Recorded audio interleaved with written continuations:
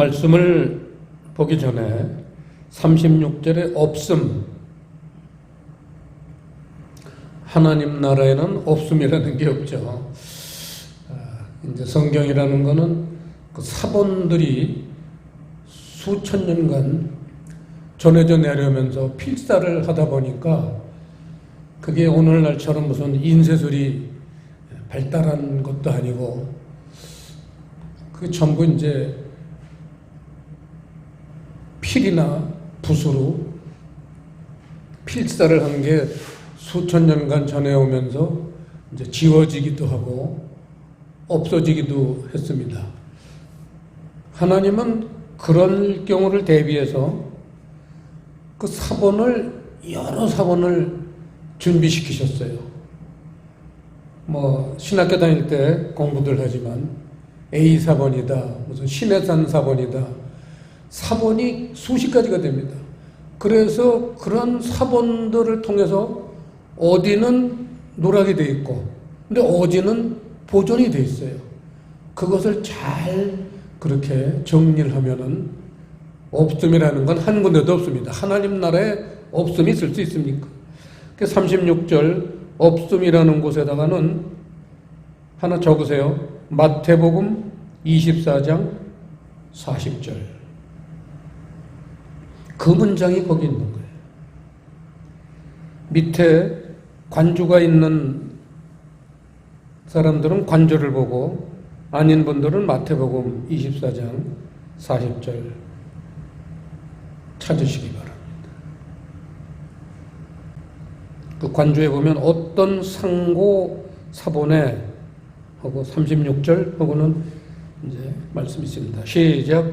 두 사람이 밭에 있음에 하나는 데려감을 당하고 하나는 버려둠을 당할 것이요.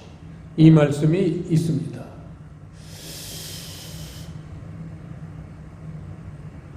자, 이제 본문으로 들어가서요.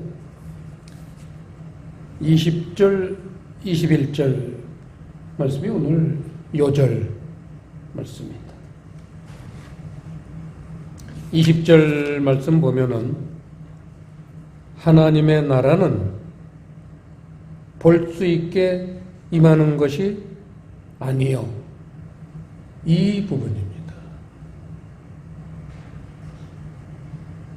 우리 그리스도인들의 최대의 목표는 천국 가는 겁니다. 그래서 하나님 나라에 대한 관심이 누구보다 많습니다. 그런데 하나님 나라는 볼 수 있게 임하는 것이 아니라는 거, 이걸 아주 중요하게 생각해야 돼요. 물론 하나님 나라가 가까이 온다는 것을 사람들에게 경각심을 주기 위해서는 어떤 사인은 있습니다. 그건 하나님 나라가 아니죠. 하나님 나라를 기다리는 사람들에게 주는 표시죠. 표시, 사인. 뭐 구름이 낮아진다든지 인간성들이 점점 더 악해진다든지 전쟁이 이제 많이 일어난다든지 지진이 일어난다든지 그런 거는 하나님 나라가 가까이 오고 있다는 어떤 사인이지 하나님 나라 그 자체는 아닙니다. 그래서 이제 유심히 이렇게 하나님 나라를 사모하는 사람들은 그런 그 자연 현상의 어떤 변화 이런 것에도 상당히 관심들을 많이 갖죠. 그건 좋은 현상입니다. 그런데 중요한 것은 하나님 나라는 육으로 볼 수 없다는 겁니다. 이거는 성경 말씀입니다. 하나님 나라는 육으로 볼 수 없는 거예요. 그 휴고를 다룬 그런 기독교 영화들이 제법 있습니다. 저도 재밌게 몇 번 봤는데 휴고라는 거는 한마디로 영혼의 구원이에요. 육의 구원이 아닙니다. 그래서 영혼의 구원이기 때문에 옆 사람이 사라져버려도 알 수가 없어요. 왜냐하면 영혼이 들림받아서 올라가는 겁니다. 부활은 한참 더 후에 계시록 20장에 가면 거기 부활이 나오기 시작합니다. 그래서 영혼의 구원, 영혼의 부활이 정말 우리 그리스도인들에게는 가장 중요한 사항이다 할 수 있습니다. 자, 21절 보시면요. 또 그 하나님의 나라는 여기 있다 저기 있다고도 못하려니 하나님의 나라는 너희 안에 있느니라. 전에 온누리교회 하용조 목사님이 늘 강조하시던 부분이, 천국은 장소의 개념이 아니다. 아주 뇌리에 박히도록 주장하셨습니다. 저도 참 많은 은혜를 받고 신앙을 바로잡는 데 큰 도움을 받았습니다. 여기서 이제 천국에 대한 오늘 하나님의 첫 번째 메시지가 뭐냐? 하나님 나라를 가는 사람들의 가장 기본적인 필수 조건, 우리 안에 이루어져야 한다는 겁니다. 하나님의 나라는 너희 안에 있느니라. 천국 간 사람들 얘기예요. 천국 간 사람들의 공통점이 뭐예요? 그 마음 안에 하나님 나라가 있어야 되는 거예요. 그래서 이제 오늘 우리가 말씀을 볼 것은 어떻게 해서 이렇게 하나님 나라가 우리 마음 안에 자리 잡을 수 있겠는가? 그거를 한번 본문에 여러 예를 드시면서 그러한 사람이 되도록 인도하시는 그런 하나님의 그 가르침을 우리가 잘 살펴봐야 됩니다. 그렇게 우리 안에 하나님의 나라가 이루어지기 위해서는 몇몇 예를 드셨어요. 그 예라는 거는 성공한 사람도 있고 실패한 사람도 있다. 그러니까 그 예를 잘 봐라 하면서 첫 번째 예가 26절, 27절 이 종말 또는 재림 얘기할 때 반드시 빠지지 않는 예가 노아의 때입니다. 노아의 때가 빠져가지고는 절대 종말이 오지 않습니다. 그래서 26절에도 노아의 때에 된 것과 같이 인자의 때, 재림이죠. 예수님이 재림하실 때에도 그러하리라.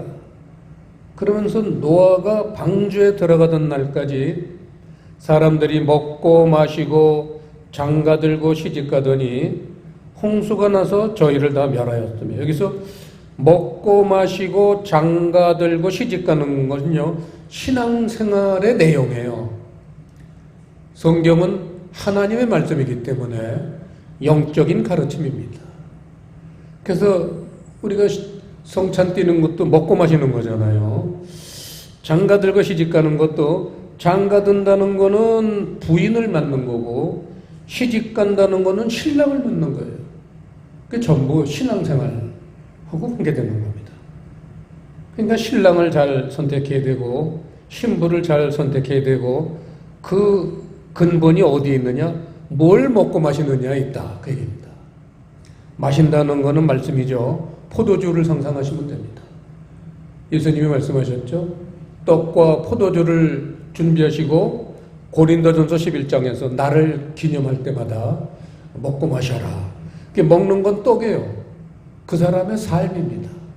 마신다는 거는 어떤 말씀을 마시느냐, 어떤 말씀을 받아들이느냐에 따라 그 사람의 삶이 달라집니다. 그걸 먹고 마신다. 근데 노아의 때에 이 먹고 마시고 장가들고 시집가는 사람들 중에 홍수가 나서 저희를 다 멸하였으며,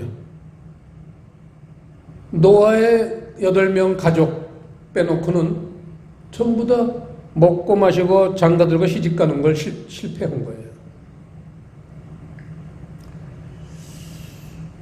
자, 그 노아는 그럼 어떻게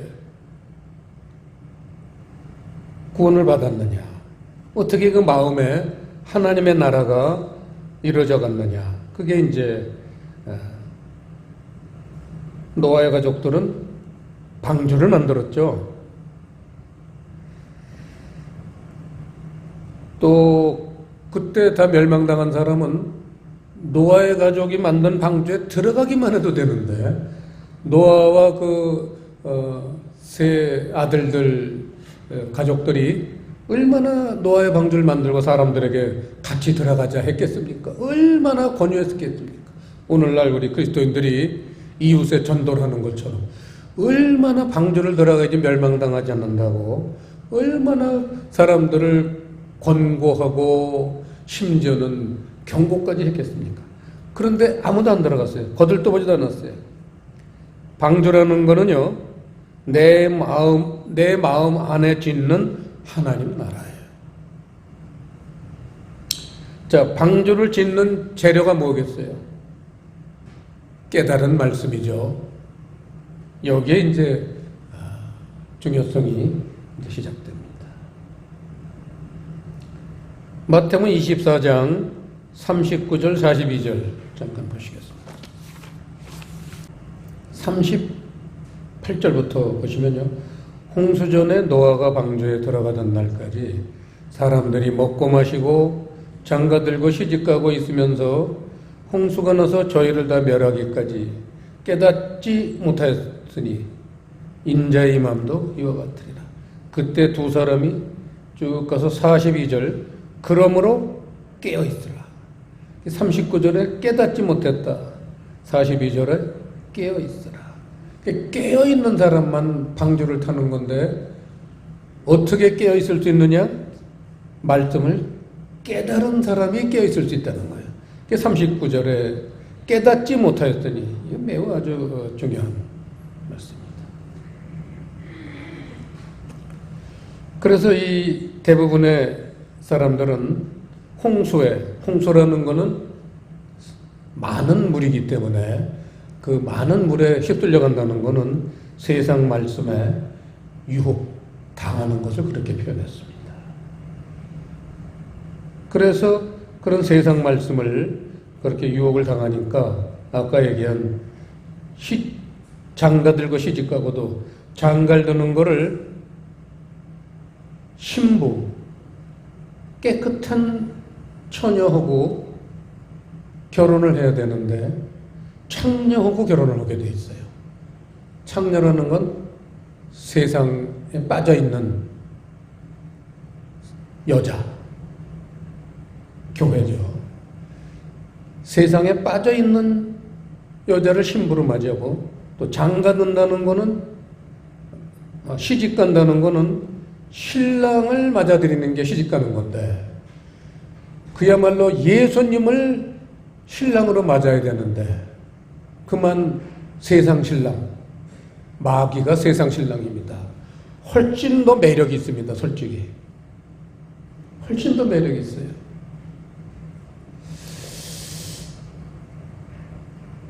그래서 장가들고 시집가는데 아주 혼선을 빚는 그런 사람들이 노아 시대 때 멸망당한 사람들 얘기입니다. 자, 그 다음에 다시 본문으로 돌아가서요. 또 단골 손님처럼 이 재림 때 예수님이 경고하시는 말씀 중에 빼지지 않는 단골 손님인데 그게 28절에 롯의 때와 같다는 겁니다. 롯의 때. 거기도 28절 보시면요. 사람들이 먹고 마시고 사고 팔고 심고 집을 짓더니 그 전부 다 신앙생활 내용이에요. 똑같은 것들입니다.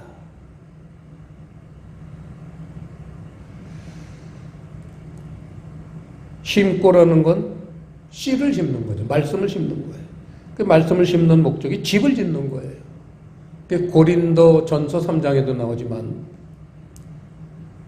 풀이나 짚이나 나무로 집을 지으면 무너지는데 금이나 은이나 보석으로 지은 집은 영원히 존재합니다. 교회 짓는 얘기예요. 내 마음에 교회를 짓는 얘기입니다. 그게 전부 말씀 얘기예요. 심는다는 게 우리 신앙생활에서는 아주 중요한데 거기서 실패들을 한 것이 롯 시대라는 겁니다. 그래서 그 세상 말씀을 심으면요, 세상에 벗어나기 싫거든요. 벗어나기 싫어요. 그러니까 하나님이 불과 유황을 비워뒀 29절에. 그런데도 그 사람들은 소돔과 고모라를 떠나지 않았어요. 그래서 전부 멸망당하는 겁니다.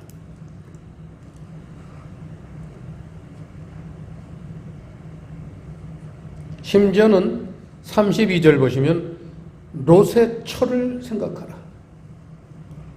그 롯의 부인은 그 성지순례 가면은 사해 있는데 그 소금들이 왜 사해에 많잖아요. 거기 보면은 사람 형상처럼 비슷하게 생긴 소금 기둥이 있습니다. 근데 그게 녹질 않아요. 워낙 거기가 그 물기는 증발된 곳이기 때문에 그 소금 기둥이 지금도 관광객들에게 계속 가이드들이 가르쳐 주는데 롯의 처의 특징이 뒤를 돌아봤다는 거예요. 미련을 못 버린 겁니다. 그거는 마음에 세상 사랑이 남아있기 때문에 그렇다는 거예요.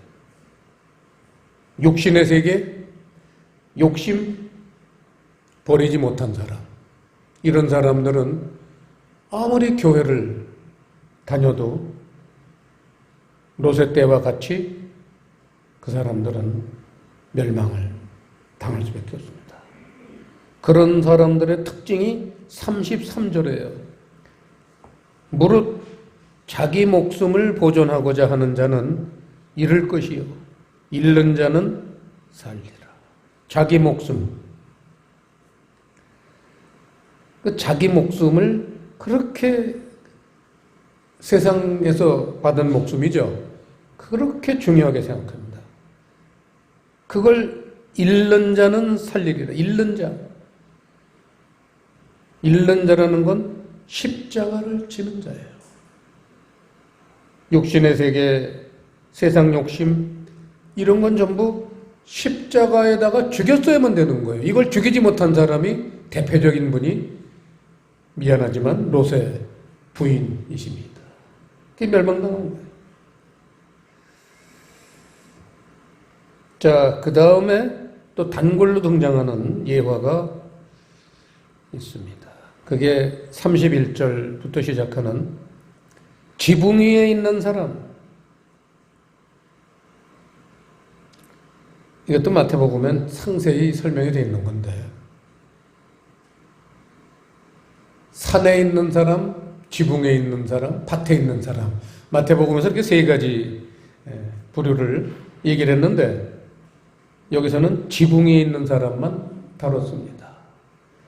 지붕 위에 있다는 거는요, 여러분 신약성경 보면은 베드로가 그 이스라엘은 기도 시간이라는 게 하루에 5번 있어요. 3시간씩 아침 6시부터 저녁 해질 때까지 3시간마다 하나님한테 꼭 기도하게 되어 있습니다. 무슬림들도 그래요. 제가 공장할 때 파키스탄 사람 2사람을 썼었는데 이 사람들은 한창 일할 때인데 3시간마다 담요 피분 거기다가 엉덩이를 하늘로 향하고 머리를 그냥 담요에다 바꾸는 기도를 한 30분 합니다. 그러니까 우리 같이 일하던 한국 사람들이 열받는 거예요. 바쁘게 일하는데 파키스탄 사람들은 그것도 하루에 5번을 그렇게 가서 기도를 하니까 열받는 거죠. 이 이스라엘 사람들도 정말 제대로 신앙생활하는 사람들은 그렇게 하루에 5번 기도를 합니다. 기도할 때 주로 지붕에 올라가서 이스라엘은 슬라브 집이에요. 그래서 전부 지붕이 있습니다. 옥상이죠. 우리말로는 옥상입니다. 옥상에 올라가서 기도를 하는데 여기서는 옥상에 올라간 사람이라는 그러한 의미에서 무엇을 우리가 알아야 되느냐 하면 영적인 사람이라는 걸 말합니다. 밑에 있는 사람은 육적인 사람이고 지붕에 올라가 있는 사람은 기도하는 사람이니까 영적인 사람이에요. 그래서 지붕 위에 있는 사람은 그 세간이 전부 집안에 있잖아요. 세간이라는 건 세상에서 내 마음을 뺏는 그러한 것들이겠죠. 그거 가질라 가지 말라는 거예요. 로세처가 뒤를 돌아본 거고 똑같은 얘기예요. 뒤로 돌아보지 말라. 세상 살면서 그냥 세상에서 유혹하는 게 얼마나 많습니까? 여러분 아시잖아요. 그거 과감하게 뿌리치고 십자가의 못을 박아야 됩니다. 그저 하나님 나라만 사모해야 돼요. 그러면 정말 진짜 좋은 걸로 영원하게 누릴 때가 옵니다. 그걸 못 참고는 그 몇십 년 동안 그 별것도 아닌 것 같고 그냥 아웅다웅 그냥 뺏으려고 그러고 차지하려고 들고 그리스도인들이 그렇다는 겁니다. 자, 그 다음에 또 단골 손님으로 나오는 네 번째 35절에 매를 가는 사람 얘기가 나옵니다. 매라는 거는 맷돌질을 매라, 맷돌을 매라고 그렇게 번역을 했습니다. 알다시피 이 맷돌질이라는 건 양식을 만드는 기구입니다. 그래서 이 영적으로는 양식이 말씀이기 때문에 말씀을 추구하는 것을 맷돌질이라고 합니다. 매를 간다는 것은 말씀을 추구하는 거예요. 그런데 그 말씀을 추구하는 게 두 가지 방법이 있다는 거예요. 이게 오늘 하이라이트입니다. 그래서 어떤 사람은 데려감을 당하고 휴거받는 거죠. 하나는 버려둠을 당한다는 거예요. 멸망당하는 거예요. 말씀을 추구하는 그 방법 차이가 천국을 가느냐 못 가느냐 이거를 구분한다는 겁니다. 그 얼마나 중요합니까? 우리가 잘 알지만 이 천국 가는 말씀은 로마서 1장 16절 찾아보시죠. 성경에서 가장 중요한 말씀을 들라고 하면은 몇 손가락 안에 들어가는 게 이 로마서 1장 16절입니다. 합독하시겠습니다. 내가 복음을 부끄러워하지 아니하노니 이 복음은 모든 믿는 자에게 구원을 주시는 하나님의 능력이 됨이라. 첫째는 유대인에게요 또한 헬라인에게로다. 첫째는 유대인에게요. 유대인이라는 거는요 하나님에게 선택받은 영적으로 살라고 선택한 사람들이에요.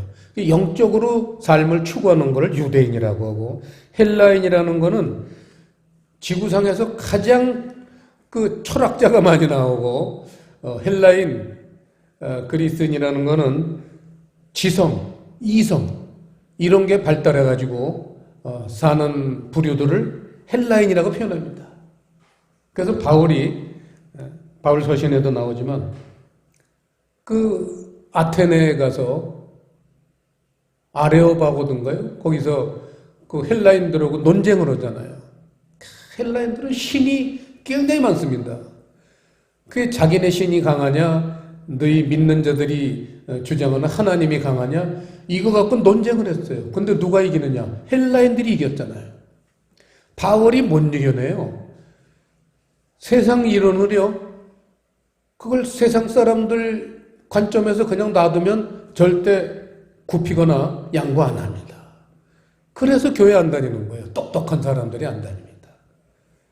그래도 뭔가 좀 부족한 게 있다고 생각하는 사람들이 그나마 하나님이 겸손하다 보시고 교회를 인도하시는 거죠. 그래서 이 맷돌질의 가장 중요한 게 복음을 추구하느냐라는 겁니다. 복음 이외에 비복음을 추구하는 그러한 사람들이나 교회도 상당히 많습니다. 그래서 우리는 복음의 중요성을 좀 더 깊이 생각해야 되겠습니다. 이 복음이라는 게 뭡니까? 육의 사람을 영의 사람으로 거듭나게 만드는 생명 진리의 말씀입니다. 이 말씀을 깨달을 때 우리 안에 하나님 나라가 이루어져서 하나님 나라로 종국은 발을 들여놓게 하는 원동력이 되는 것이라는 것. 그거를 데려감, 아주 한 단어로 표현했습니다. 본문에서 데려감. 버려둠이라는 것은 다른 말씀을 추구한 거예요. 복음을 추구하지 않고 진리의 말씀을 추구하지 않고 그저 그냥 은혜 받았습니다. 큰 이성과 감정을 그냥 호소해서 이 세상 말씀으로 사람들을 자극을 줘요. 그럼 그냥 울었다 웃었다 그냥 그러면서 은혜 받았습니다. 우리 교회가 최고야.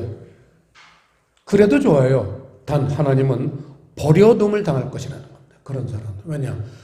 복음 말고는 구원을 주시는 말씀이 없다고 로마서 1장 16절에서 못을 박았기 때문에 복음 진리의 말씀이 아닌 말씀을 가지고 사람들을 울렸다 웃겼다 해봐야 그건 코미디에 지나잖아요. 자, 이렇게 이제 오늘 본문에서 예를 몇 가지를 드셨습니다. 이제 가장 중요한 예 하나 보겠습니다. 출애굽 백성을 한번 생각해 보시죠. 우리가 알다시피 출애굽한 그 이스라엘 백성들은 하나님이 자기 백성이라고 하신 사람들이에요. 내 백성이라고 그랬어요. 그런데도 이 이스라엘 백성들은 광야 생활 동안에 얼마나 예배를 열심히 드렸습니까? 구약 전문가들이 연구를 한 걸 보니까 하루에 그 광야에서 이스라엘 백성들이 제사를 가장 최소로 기본적으로 드려야 되는 게 11번 예배를 드린대요. 여러분 오늘날 교회 와서 11번 예배를 드리려면 교회뿐만 아니겠죠. 물론 이제 집에서 구역 예배라든지 가정 예배까지 포함하는 거니까. 그런데 하루에 11번 예배를 드리려면 생활이 되겠어요? 가게도 다 닫아야 되고 회사도 다 망할 겁니다. 그렇잖아요. 이스라엘 백성들은 만일을 제쳐놓고 11번 예배를 드린 민족이에요. 그래서 제사 민족이라고 합니다. 또 거기 제사를 드릴 때 그냥 입술로만 드렸습니까? 항상 예물이 있었잖아요. 소 한 마리에 얼마입니까? 최소 300만 원이잖아요. 양 한 마리에 최소 50만 원이잖아요.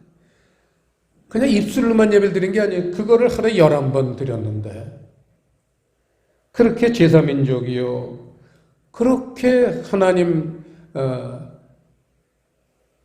믿고 따르는 백성 같았지만 사실은 대부분이 가나안 땅을 들어가지 못하고 광야에서 멸망당했습니다.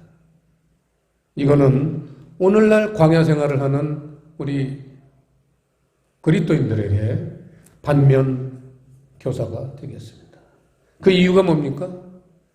그렇게 따른다고 하면서도 한 가지 못한 게 있어요. 뭐예요?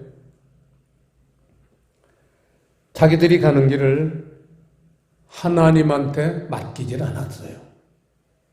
자기가 걱정하고 자기 스스로들 가는 길을 선택했습니다. 그 이유가 뭐예요? 하나님의 통치가 없었기 때문에요. 그래서 오늘 맷돌질 하는데 데려감을 당하지 못하는 그 대표적인 이 두 가지, 하나는 아까 얘기했던 복음을 추구하지 않았다. 두 번째는 하나님의 통치가 없었다. 그럼 누가 통치했을까요? 자기 자신이 하나님에 대해서 통치한 거예요. 똑같은 그런 일이 오늘날 종말교회에서도 일어날 수 있습니다. 자, 고린도전서 10장 말씀 잠깐 보겠습니다. 273페이지 5절. 그러나 저희의 다소를 하나님이 기뻐하지 아니하신 고로 저희가 광야에서 멸망을 받았느니라. 이게 출애굽했던 이스라엘 백성들의 결론입니다. 여기서 저희의 다소라고 한자 용어를 많을 따짤 써서 많은 숫자가 이렇게 한자 용어를 썼는데 칠판에 보시면요. 원어가 뭘로 되어 있느냐. 헬라어 플레이온. 정말 잊으면 안 되는 단어입니다. 플레이온. 이거는 대다수, 대부분 이런 뜻입니다. 자, 그러면 상식적으로 생각해 보죠. 대다수, 대부분이라는 건 여러분 생각해 보세요.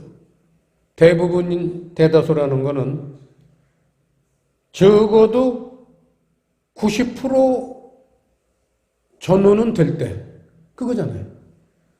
90%도 안 되는 건 대부분이라는 말은 안 씁니다.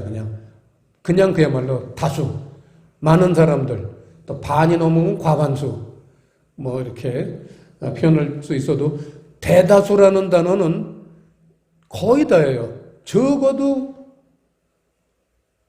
일부 빼놓고는 거의 다니까 90% 이상. 그러면 이 표현이 오늘날 교회들에게도 적용된다면 교회 다니는 사람들의 대다수, 대부분은 멸망을 받을 수밖에 없습니다. 왜냐? 복음을 추구하거나 하나님의 통치를 인정하는 사람들이 그만큼 많지 않다는 겁니다. 마지막으로 하나만 더 보겠습니다. 마태복음 19장, 오늘 가장 중요한 말씀이라고 볼 수 있습니다. 마태복음 19장은 부자 청년 비유입니다. 21절 시작. 예수께서 가라사대 네가 온전하고자 할진대 가서 네 소유를 팔아 가난한 자들을 주라. 그리하면 하늘에서 보화가 네게 있으리라. 그리고 와서 나를 좇아라 하시니. 여기서 네 소유를 팔아 가난한 자들을 주라. 밑줄을 치시고 우리 푸른 교회의 주석이 오늘 나갑니다. 주님 오실 때까지 잊으면 안 되는 주시입니다. 내 소유를 팔아 가난한 자들을 주라. 라는 말씀은요, 어디 넓은 칸에다가 쓰세요. 육을 통과해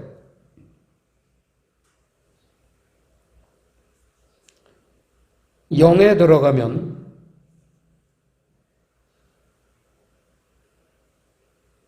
나눠줄 게 생긴다.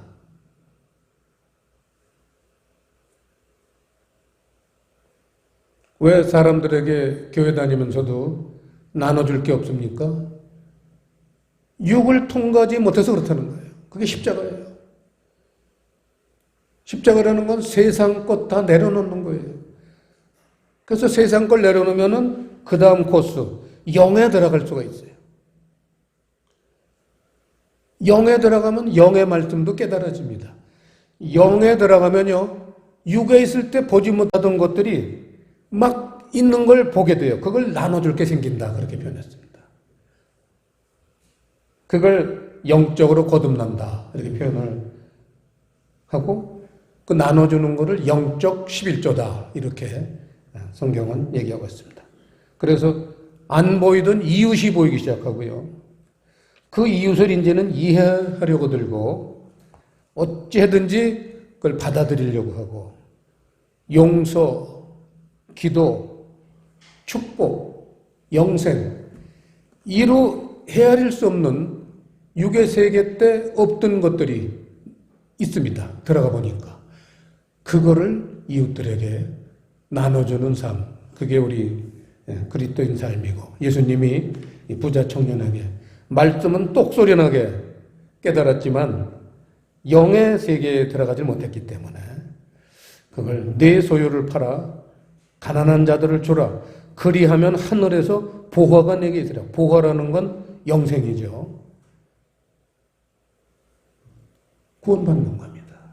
이게 진정한 그리스도인에게 주시는 하나님의 축복의 세계입니다. 기도하시겠습니다.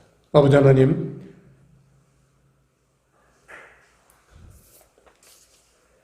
오늘 누가복음 말씀을 통해서 천국은 먼저 마음에 이루어져야지만 그런 사람들을 하나님이 이 다음에 데려가신다는 약속의 말씀이셨습니다. 마음에 하나님의 나라가 이루어지기 위해서는 복음을 추구해야 되고 하나님이 나를 통치하시는 것을 그대로 복종하고 순종해야 된다는 것을 가르쳐 주셨사오니 이 말씀이 오늘 잘 박힌 못처럼 저를 천국으로 인도하는 말씀이 되도록 인도해 주시옵소서. 감사를 드리오며 예수님 이름으로 기도드리옵나이다.